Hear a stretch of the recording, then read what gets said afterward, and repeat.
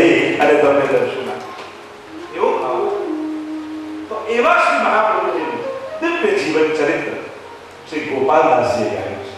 તો આપણે બધા ગોપાલદાસજીની કાનીથી શ્રી વલ્લભના સ્વરૂપ અને ચરિત્રનું રસપાન કરીશું.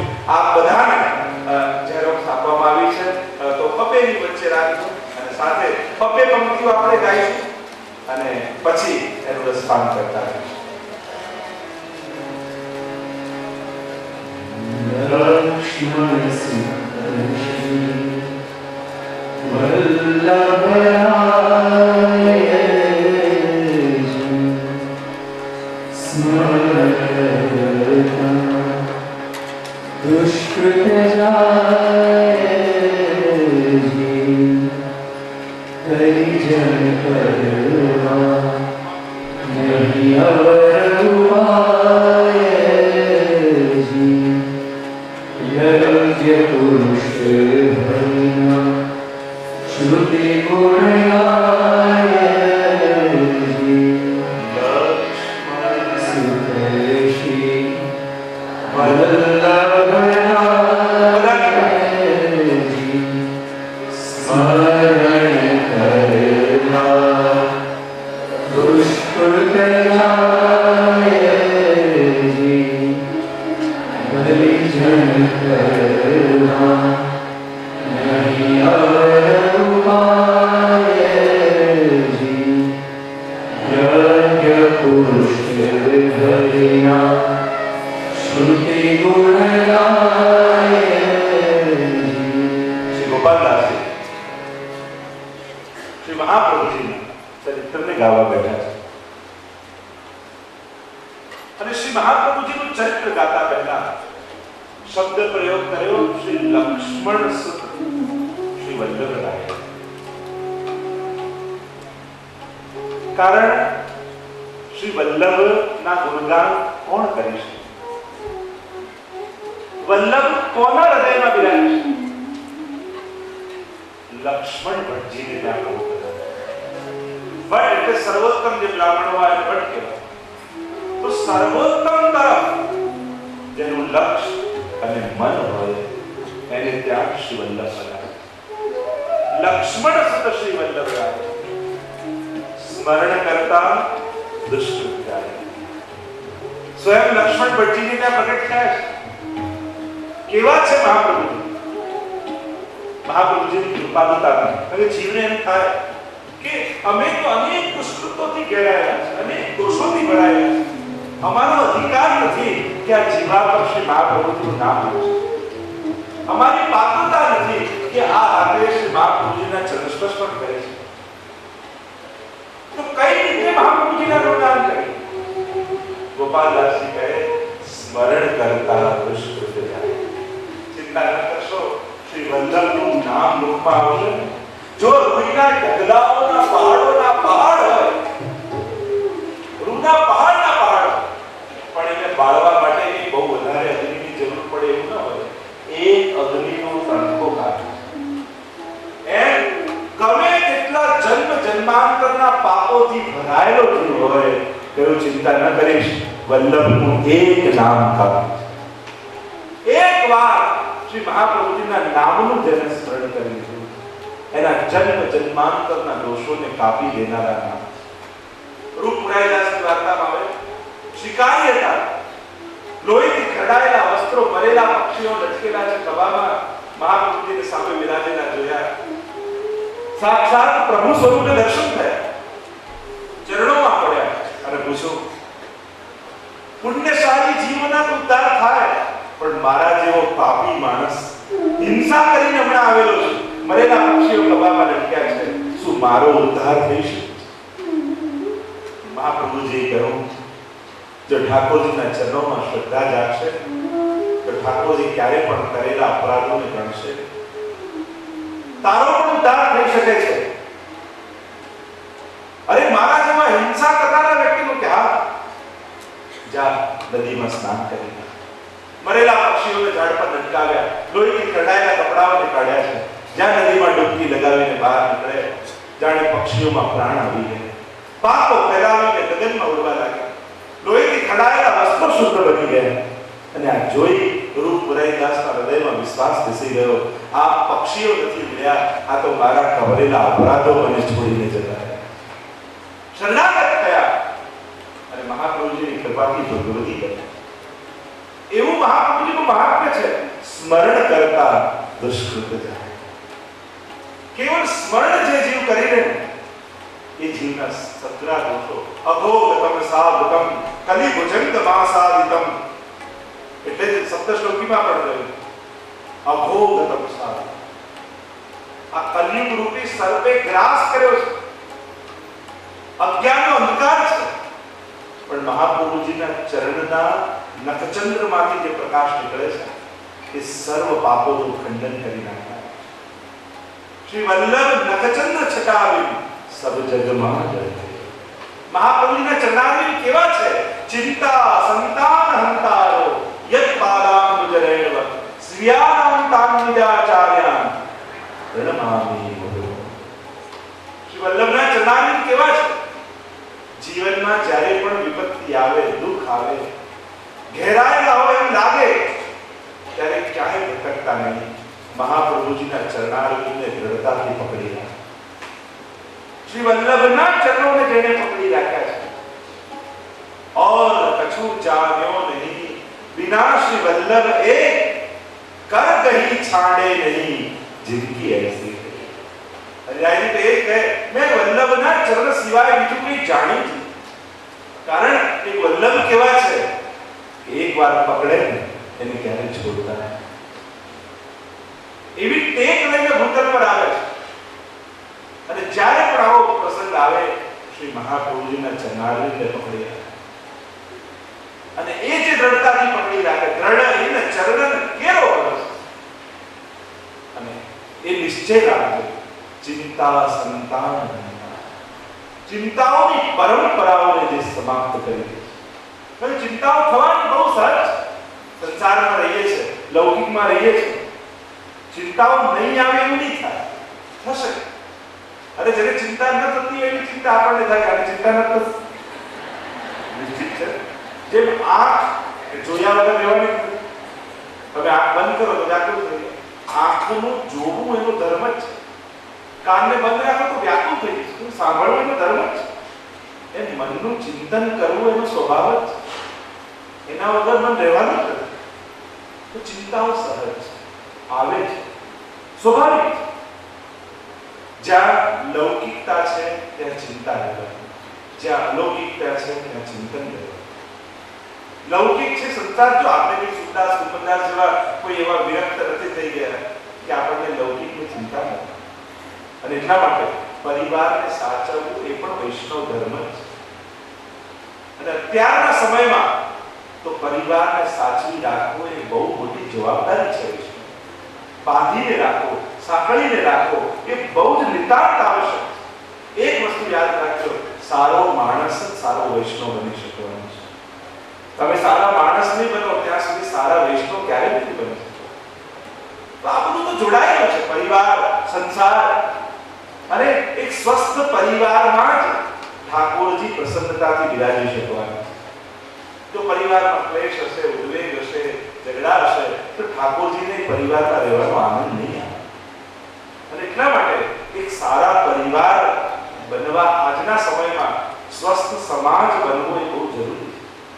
અલૌકિકતાની વાતો આપણે કરીએ છીએ પણ એક પ્રસંગે સ્થિતિએ પહોંચવું પછી ઘણી વાર એક સારા સંસારી બનો ને એ પણ મોટી વાત છે. કારણ કે એક સારો સંસારી એની અંદર સંભાવના છે કે એક સારો વૈષ્ણવ બની શકે. પણ તમે સંસારી જ ખરાબ છો, સંસારને સાચવી નથી શકતા તો ભગવાન સુધી પહોંચવાની વાત તો કેટલી દૂર રહી ગઈ. એને પ્રસન્ન કરવાની વાત તો કેટલી દૂર રહી ગઈ. આપણે સંસારમાંથી ન બનતું હોય એટલે આપણને લાગે સારો સંસાર ગયો ઠાકોરજીનો ભજવા, પણ મન તો ઉદ્વેગમાં રહે છે. આપણને સંસારમાંથી વૈરાગ્ય નથી આવ્યું, આપણને સંસાર જોડે ઝઘડો છે, વૈરાગ્ય નથી. જો આ બંને જુદી વસ્તુ છે. સંસારમાં બધા જોડે ઝઘડો થઈ જાય એટલે નહીં સમજવું કે આ વૈરાગી થઈ ગયો, હવે આને ભગવાન મળી જશે. આ તો આનો સ્વભાવ ઝઘડાનો છે કે આને બધા જોડે બનતું નથી. બાકી સંસારમાં વિરક્તિ નથી. આપણે લોકો ઝઘડાનો સ્વભાવથી બધી ઝઘડી રહે એટલે કે આને સંસારમાં સારું આને કોઈ જોડે બને આપણે કોઈ જોડે બને એ વિરક્તિ ના કહેવાય આ કવિમાં ન રહેતા આ તો આપણો સ્વભાવ એવો કાલે જ ત્યાં એકાદશીના સત્સંગમાં કહેતો હતો કે જીવનને એટલું નાનું ન જીવશો બસ જે 5 જણા જોડે આપણને ફાવે છે એ 5 જણા જોડે જ આખો જીવન વ્યતીત કરી નાખો માણસની સમજદારી તો તમને જેની જોડે નથી ફાવતું એની સાથે તમારો વ્યવહાર કેવો છે એના ઉપર નિર્ધારિત છે કે 5 અબજ લોકો દુનિયામાં છે અને એમાંથી તમને 5 જણા જોડે ફાવે છે તમારું જીવન કેવું નાનું બાકી આટલી વખત દુનિયામાં વધારે લોકો તો આપણને જ મળવાના છે જેની જોડે નથી ફાવવાના તો એની સાથે વ્યવહાર કરતા શીખશો ને સારો તો સારી રીતે જીવી શકો પણ એક 5 જણા જો આપણને તાની જોડે ફાવે એની જોડે જ રહીએ તો તમારું જીવન બહુ નાનું ને સીમિત દાયરામાં આવી જશે એટલે જેની જોડે નથી ફાવતું એની જોડે તમે કેવા બન્યા રહો છો એની બહુ મહત્તા છે તમે તમારા સ્વભાવમાં રહી શકો છો જેની જોડે તમને નથી ફાવતું એની સાથે તમે જેવા છો એવા બનીને રહી શકો છો જેની જોડે તમને નથી ફાવતું એની સાથે કે એના જેવા થઈ જાવ એ ક્રોધી એટલે હું ક્રોધી થઈ ગયો એ લોભી તો હું શેનો આપું હું લોભી થઈ ગયો તમે એના જેવા થઈ જાવ છો તો તમે તમારા જેવા બની રહી શકો યાદ રાખજો દિવસમાં કલાક જ એવા લોકો મળશે કે જેની જોડે તમને ફાવે છે બાકી 23 કલાક એવા લોકો જોડે જ કાઢવાના છે જેની જોડે તમને નથી ફાવતું એટલે જીવનમાં જેની જોડે નથી ફાવતું એની જોડે સારા રહેતા શીખો તો આખું જીવન સારું રહેશે જીવનના એડજસ્ટ કરતા શીખવાનું જીવનને જીવતા શીખવાનું જે રીતે ચાલે છે એ રીતે નહીં ચાલવા દેવાનું સમજને વાપરવાનું જીવનમાં ડગલું આગળ પહેલા પછી વધારવાનું પહેલા સમજનું ડગલું આગળ જવું હું અહીંયા જઉં છું બરાબર છે પહેલા સમજનું ડગલું આગળ વધારો પછી પગનું ડગલું આગળ વધારો તો જે વાત કરી રહ્યો હતો સ્મરણ કરતા દુષ્કૃત જાય છે સ્મરણ કરતા દુષ્કૃત અરે બ્રહ્મ સંબંધ લીધા પછી પણ જીવનમાં દુષ્કૃત્યો જોડાયા અને સતત વલ્લભનું નામ એટલે તો આપણે સેવા કરતા પહેલા શ્રી મહાપ્રભુજીનું સ્મરણ કરાય એમના કીર્તન બોલાય જય જય શ્રી વલ્લભ પ્રભુ વિઠ્ઠલેશ સાથે નિજ જન પર કરત કૃપા ધરત કેમ શ્રી વલ્લભનું સ્મરણ કરાય કારણ બ્રહ્મ સંબંધ લીધા પછી પણ દુષ્કૃત્યો લાગેલા અને શ્રી વલ્લભનું સ્મરણ કરશો એ જશે બ્રહ્મ સંબંધ અને સેવા કરતા પણ કયા દુષ્કૃત્ય છે તો કહ્યું કે આ 7 દુષ્કૃત્ય આપણા જીવનમાં છે પહેલું બ્રહ્મ સંબંધ લીધા પછી પણ શ્રી વલ્લભની વાણીને ન સમજવી યા સમજવાનો પ્રયત્ન ન કરવો આ અપરાધ છે આ દુષ્કૃત્ય આપણા જીવનમાં આપણે તો ચોપડી જોઈએ આ આપણા કામનું નહીં સંસ્કૃતમાં લખ્યું અને એલર્જી થઈ જાય ઘણાને તો સંસ્કૃત લખેલું જ એટલે અઘરું બસ એમ તો હવે શાંતર છે સમજાઈ જવાનું નથી સમજવાની આપણે બધાએ કોશિશ કરવાની આ એક બહુ જ મોટી ગેરસમજ લોકોમાં છે અમને નથી ખબર પડતી એટલે નથી કરતા ના નથી ખબર પડતી તો સમજવાની કોશિશ કરો અરે કેટલું અઘરું લોકોને સમજાય કોઈ ડોક્ટર થઈ જાય કોઈ એન્જિનિયર થઈ જાય કોઈ સીએ થઈ જાય કોઈ કેટલા અઘરું લોકો સમજી જાય છે તો આ તો સાવ સમજાય આમાં ઘણી અઘરું નથી અઘરું તો લોકોએ જાણી કરીને બનાવી રાખ્યું છે કે અમારી પાસે આવવું પડે ને એટલા માટે અઘરું બનાવ્યું કઈ અઘરું નથી સાવ સહેલું છે કન્ફ્યુઝ લોકો દુનિયામાં કન્ફ્યુઝન પેદા કરે છે જેને પોતાને નથી સમજાયું ને એ જ લોકો એમ કહે છે બહુ અઘરું બહુ અઘરું બહુ અઘરું જેને સમજાઈ ગયું છે એને તેમ લાગે આનાથી સહેલું બીજું શું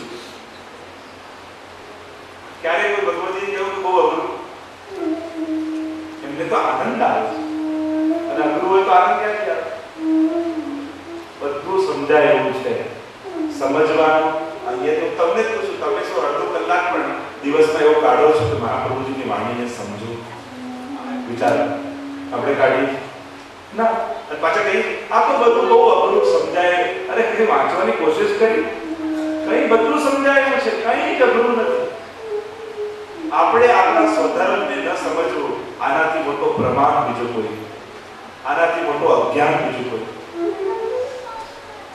આટલો ક્રમ ન બનાવી શકીએ કે રોજ એક પાનું કોઈ પણ કૃષ્ણ માર્ગીય પુસ્તકનું સૂતા પહેલા હું વાંચીશ.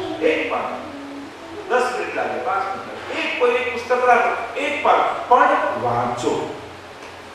વાંચશો ને તો આનંદ આવશે, રસ આવશે. ક્યાંક જશો તો એ સ્થાનને માણી શકશો, કંઈક સાંભળશો તો એ વિષયને માણી શકશો. આપણે આ તો બધું અઘરું આપણને તો ના સમજાય, એટલે કોઈ સારી વસ્તુને માણી શકતા નથી, સમજી શકતા નથી.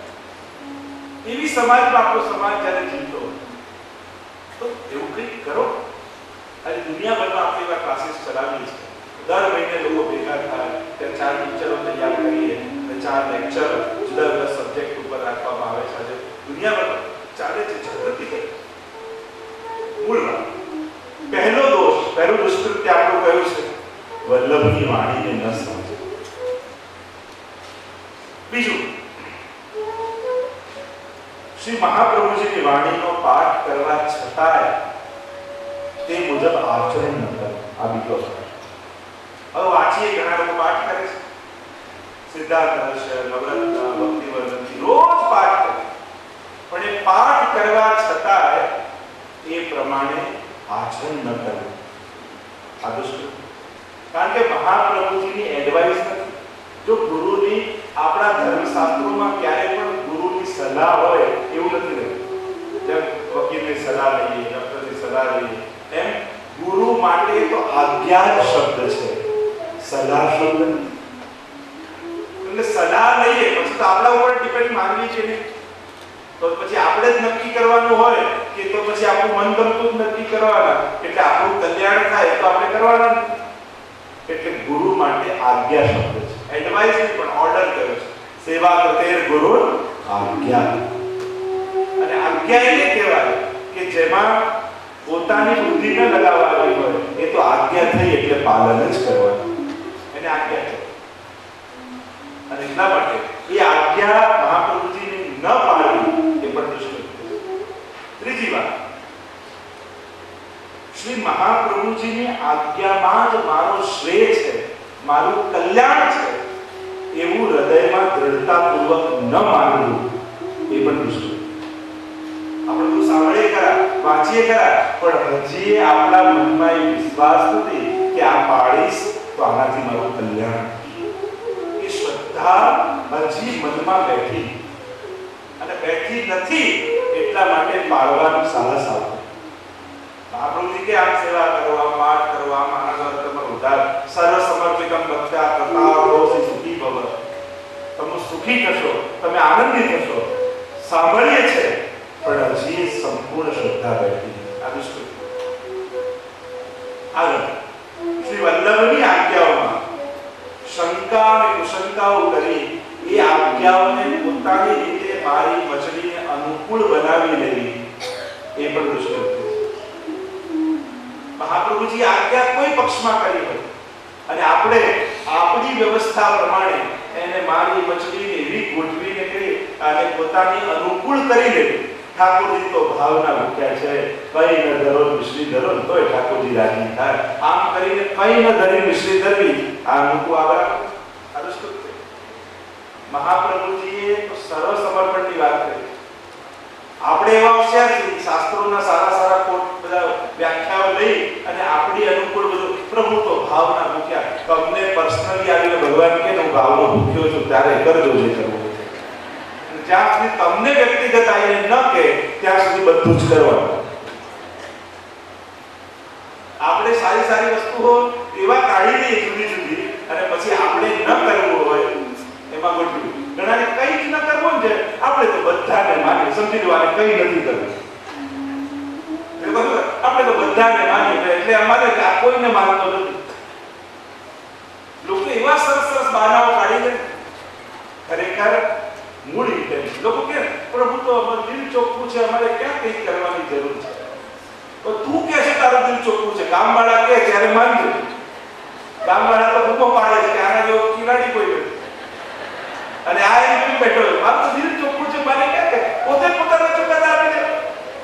દિલ ચોખ્ખું હોય ક્યારે એમ ન કે મારે કંઈ કરવાની જરૂર નથી. એ તો હંમેશા એમ કે તમે કોઈ કરવા તૈયાર છો, મારું દિલ ચોખ્ખું છે. જેનાથી ઠાકોરજી રાજી થાય એ બધું હું કરવા તૈયાર છું, કારણ કે મારું દિલ ચોખ્ખું છે. દિલ ચોખ્ખું હોય તો આમ કે આપણે કઈ ના કરવું હોય એટલે દિલ ચોખ્ખું છે. એમ ચોખ્ખું કહે કે તારે કંઈ કરવું નથી. એટલે મૂળ વાત આ રીતે સારી સારી વાતોને મારી મચડીને પોતાની અનુકૂળ બેઠાડી લેવી એ પણ દુષ્ટ. આગળ સંપૂર્ણ મનથી સંપૂર્ણ શ્રદ્ધાથી શ્રી મહાપ્રભુજીનો આશ્રય ન કરવો એ પણ દુષ્ટ. શરણાગત થયા છતાં પણ બ્રહ્મ સંબંધ લીધા પછી પણ કમિટ કર્યા પછી પણ એ બધું જ તારું છે, હું પણ તારો છું, અને એ પ્રતિજ્ઞા જે લીધી છે એ પ્રતિજ્ઞાને સંકલ્પ લીધા છતાં પણ હજી પણ ચિત્તમાં સંપૂર્ણ સમર્પણ ન લાવવું એ પણ દુષ્ટ. કારણ આપણે સંપૂર્ણ સમર્પણ નથી કરતા, આપણે તો બચેલું ધરવાની વૃત્તિવાળા છે. કલાક બચે છે લાવ સેવા પધરાવી લો, 100 રૂપિયા બચે લાવ સારા કામમાં ઠાકોરજીનો ભોગ ધરવા માટે. જે બચે છે એ વાપરવાની વૃત્તિવાળા છે, આપણે સમર્પણવાળી વૃત્તિવાળા. ઘણા કે અમારે ઠાકોરજી માટે બધું જુદું બને, તો જુદું બનાવવાની જરૂર નથી, ઠાકોરજી માટે જ બનાવવાની જરૂર છે. મહાપ્રભુજી ક્યારે એમ નથી કહ્યું કે ભગવાન માટે જુદું બનાવવું. મહાપ્રભુજી તો એમ કહે છે કે ઠાકોરજી માટે જ બનાવો, અને પ્રભુ માટે બનાવી અને જે પ્રસાદી બને એનાથી જીવો, એવી મહાપ્રભુજી કહે. એટલે આ જુદું એટલા માટે કે આપણે આચાર વિચાર વ્યવસ્થા આપણા રસોડામાં ન રહેતી હોય એટલે આપણે જુદું એ વખતે ખોટું નથી, પણ મૂળ ફિલોસોફી મહાપ્રભુજીની એ છે કે ઠાકોરજી માટે અને બધું જ કરવા છતાં ક્યાંય તમને કર્મ બંધન ન લાગે, કારણ તમે તો ઠાકોરજી માટે કરો. જો કર્મમાં પણ અકર્મની વાત જે ભગવાન કરે છે ભગવદ ગીતામાં, એ પુષ્ટિ માર્ગીય રીતે જીવનારો વૈષ્ણવ પોતાના ઘરમાં એ જીવી ગયો છે. કર્મમાં બધું જ કરે છે છતાં એને ક્યાંય કર્મ બંધન નથી લાગતું. એ દુકાને જાય છે છતાં એને દુકાને જવાનું કર્મ બંધન નથી લાગતું, કારણ કે તો ઠાકોરજી માટે કમાવા જાય છે. એ પૈસા લઈને આવે છે ઘરે છતાં એને બંધન નથી લાગતું, કારણ કે તો પ્રભુને પ્રસન્ન કરવા માટે લાવે છે. એનું ઇન્ટેન્શન જેમ કોઈ વ્યક્તિ ગાડીમાં જતી મહેન્દ્રભાઈ જ્યાં શ્રીનાથજી જાય છે, હવે ડ્રાઈવર કાર ચલાવે, એ કારમાં સૂઈ ગયા છે, પાછળની સીટમાં મહેન્દ્રભાઈ સૂઈ ગયા છે. હવે કોઈ શું મહેન્દ્ર